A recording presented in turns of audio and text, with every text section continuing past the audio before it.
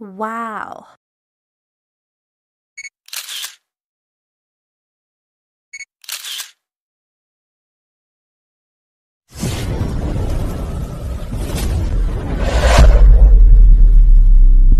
Yan. Hello guys!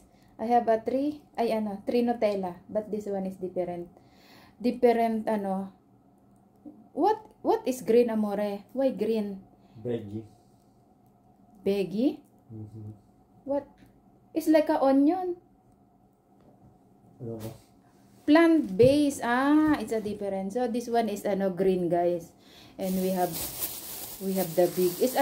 This one is natural Nutella, right? Classic. Oh, classic. This one is for my daughter, and this one for me.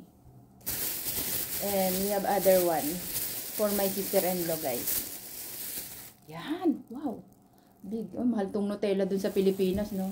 So ito is made from Italy. Yan. Bigay ng aking amore. Ayan guys, so magsawa ako sa Nutella guys. Pero ito iwan ko na dito kasi sobrang bigat na. So ito yung ating, this one is Nutella, Ferrero? Ferrero siya. 50 grams. 50 grams siya. Ayan, 50 grams. And this one, how many grams? 350. Ayan. Nakikita niyan guys, 350. So ito ang ating review Nutella. Ayan. Ay, din na. Tapos nalaglag pa siya, basag na. Ito yung ating thumbnail.